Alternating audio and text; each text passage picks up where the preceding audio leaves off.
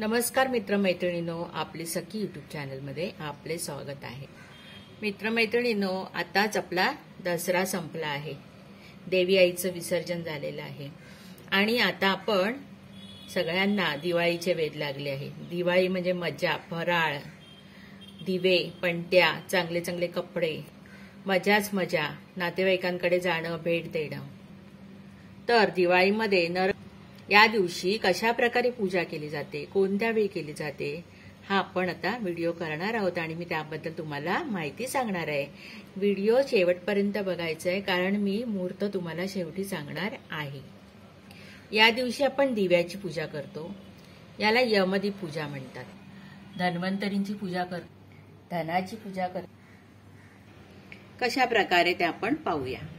तर धनत्रयोदशी या दिवशी संध्याकाळी आपण स्वतः स्वच्छ व्हायचं आहे, चांगले कपडे परिधान करायचे आहेत, धुत वस्त्र नेसा, नवीन कपडे घाला, दाराबाहेर रांगोळी काढा, आपल्या दारात दिवे लावा, आपल्या देवघरात पूजा करून घ्या। नंतर फूल, फळं, मिठाई, प्रसादीसाठी साखर, धणे, गूळ या सर्व वस्तू घ्या। पाट घ्या, पाटावरती एक स्वच्छ कपडा अंतरा, त्याच्याखाली रांगोळी काढा।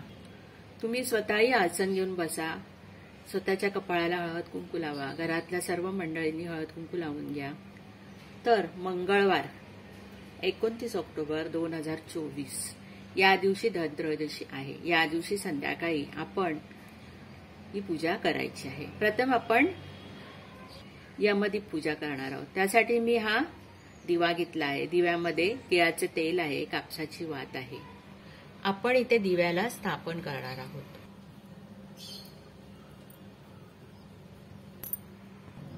आता या दिव्याच्या आजूबाजूने आपण पाणी शिंपडून घेणार आहोत।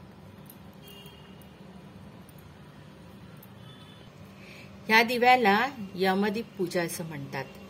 तर आपण पूजा जी मांडतो ती आपण उत्तरेला आपलं तोंड झालं पाहिजे किंवा पूर्वेला। तर हे जी यमदीप आहे त्याचं तोंड दक्षिणेला असावं, म्हणून मी आता दिव्याचं तोंड दक्षिणेला करते आहे आणि मग त्याची पूजा करते आहे। दिव्याचं तोंड मी दक्षिणेला केलं आहे। दिव्याला आपण हळद कुंकू व्हायचं आहे,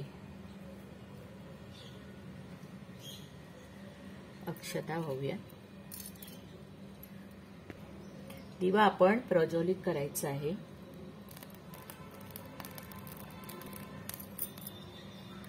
दिव्याला नैवेद्य म्हणून आपण त्यात थोडी साखर घालायची आहे। दिव्यामध्ये एक पैसा आणि कवडी घालायची आहे। फूल व्हायचं आहे। दिव्याला आपण धूपदीप ओवाळायचा आहे।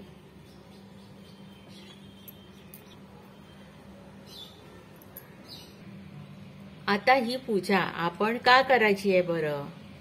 यमदीप पूजा आपण का करायची? तर घरातील, आपल्या परिवारातील सर्व कुटुंबाला सुदृढ आरोग्य लाभावे, इडापिडा दूर व्हावी, अकाल मृत्यू टळावे म्हणून ही पूजा केली जाते आणि मृत्यूपासून आपल्याला, आपल्या कुटुंबाला अभय मिळते। यमराज प्रसन्न होतो आणि आपल्याला आशीर्वाद देतो, म्हणून ही पूजा केली जाते। आता हा जो दिवा आहे तो आपण उचलायचा आहे आणि आपल्या घराच्या समोर ठेवायचा आहे किंवा आपल्या दरवाजाच्या समोर ठेवायचं किंवा दरवाजाच्या डाव्या बाजूला ठेवायचंय आणि दिवा विजायच्या आतमध्ये त्यामध्ये असलेली पैसा आणि कवडी आपण काढायची आणि ती आपल्या तिजोरीत ठेवायची। अशा प्रकारे ही यमदीप पूजा केली जाते। या दिवशी दिवा जो आहे तो म्हणजे आपण धातूचा दिवा घेतो, तो धातूचा दिवा घ्यायचा आणि तो आपण देवळात जाऊन दान करायचा या दिवशी। तसेच या दिवशी संध्याकाळी आपण धनत्रयोदशी, धनतेरस या दिवशी आपण आयुर्वेदाचार्य धन्वंतरी यांची ही पूजा करायची आहे। चला आपण पूजा करूया।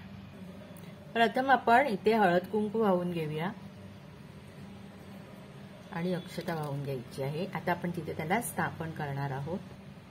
आपण यांना धन्वंतरी यांना आपण स्थानापन केलेलं आहे। आता हे धन्वंतरी कोण आहेत, कसे प्रकट झाले, तर जेव्हा देव आणि दानव यांनी समुद्र मंथन केले तेव्हा त्यातून हे धन्वंतरी अमृत कलश घेऊन प्रकट झाले.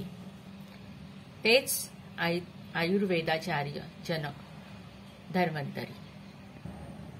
आता आपण थोडं पाणी शिंपडूया, टिळा लावूया त्यांना,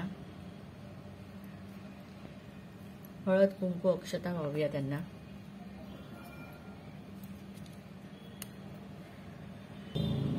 फूल अर्पण करूया.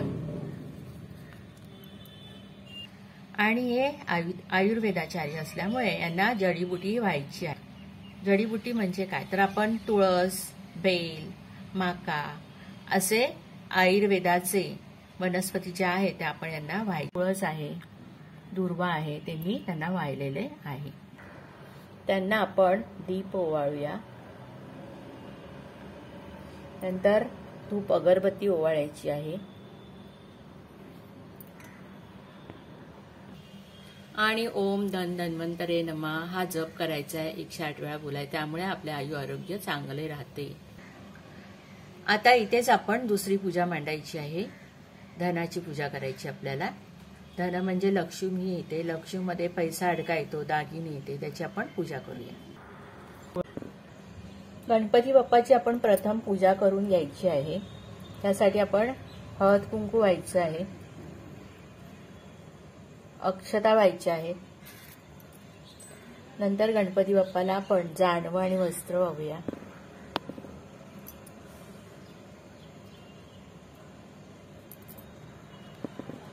दुर्वा आणि फूल पण वाहून घ्यायचं आहे.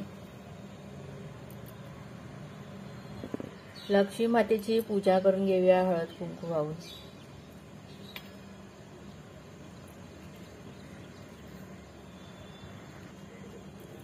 फूल व्हायचं आहे, अक्षता व्हायच्या आहेत.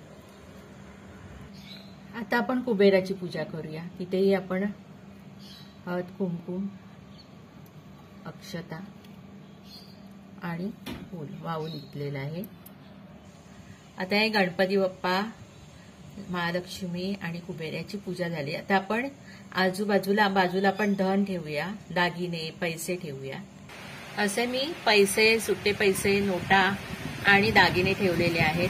काही लोक बँकेतून नोटांचे नवीन बंडल आणतात आणि ते पूजेमध्ये ठेवतात. या सर्वाला पण आपण हळद कुंकू व्हायचं आणि दीप दाखवून घेऊया, दीप दाखवून घेऊया. हळद कुंकू आणि अक्षता आपण वाहून घ्यायचे आहेत. पुष्प व्हायचंय.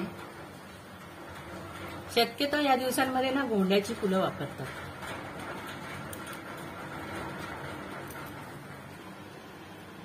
दिवा दाखवूया आपण, ओवाळूया. नंतर अगरबत्ती ओवाळायची. घंटानाद करूया. इथे आपण नैवेद्य ठेवलेलं आहे, मिठाई, फळं, साखर, दूध. आणि धन्वंतरी जयंती म्हणून आपण काय ठेवलेलं आहे, धणे आणि गूळ याचाही प्रसाद ठेवतात. फराळ ठेवायचा आहे दिवाळीचा, मिठाई वेगवेगळ्या प्रकारच्या, वेगवेगळी फळं, असं सगळं ठेवायचं आहे. आणि नंतर मग आपण हा सर्व फराळ घरातील सर्वांनी प्रसाद म्हणून खायचा आहे. या दिवशी लोक नवीन वस्तूंची खरेदी करतात. शेतकरी गायीची पूजा करतो, म्हणजे त्याला गायीच्या पासून दूध विकून धन प्राप्त होतं, म्हणून गाय, शेतकऱ्याचं धन ही गाय असे म्हणून गायीची पूजा करते. तर अशा प्रकारे धनतेरसच्या दिवशी आपण यामध्ये पूजा, धन्वंतरी पूजा व लक्ष्मी पूजा आणि आपण ज्याला लक्ष्मी मानतो धन, त्याचीही पूजा केली जाते. आणि या दिवशी धनतेरसच्या दिवशी धणे आणि गुळाचा प्रसाद हा ठेवला जातो, कारण धणे हे पण आयुर्वेदच आहे म्हणून. तर अशा प्रकारे साधी सोपी पूजा तुम्हीही आपल्या जीवनामध्ये करा आणि सुख समृद्धी मिळवा, म्हणून मी ही पूजा साधी सोपी छोटीशी तुम्हाला दिलेली आहे. आता मी तुम्हाला पूजेचा मुहूर्त सांगत आहे.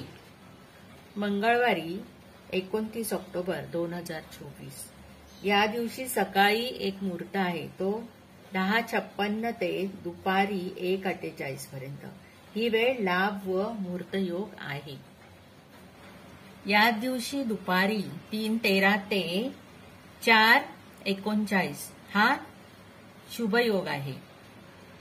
नंतर रात्री 7:39 ते 9:13 हा लाभ योग आहे. अशा प्रकारे तुम्ही धनतेरस, धनत्रयोदशी या दिवशी पूजा करायची आहे आपल्या सुखी जीवनासाठी. पुन्हा भेटूया नवीन व्हिडिओसह. जय माताची. आता मी एक छोटं स्तोत्र म्हणते आहे आणि हा व्हिडिओ बंद करते आहे. या दिवशी धनाचा रक्षक कुबेर याचाही मंत्र ओम वित्तेश्वराय नमः हा 108 वेळा म्हणायचा आहे. लक्ष्मी सूक्त म्हणायचं आहे, म्हणजे लक्ष्मीसाठी श्री सूक्त म्हणायचं आहे. महालक्ष्मी अष्टक म्हणायचं आहे. सर्व मंगल मांगल्ये शिवे सर्वार्थ साधिके शरण्य त्र्यंबके गौरी नारायणी नमोस्तुते नारायणी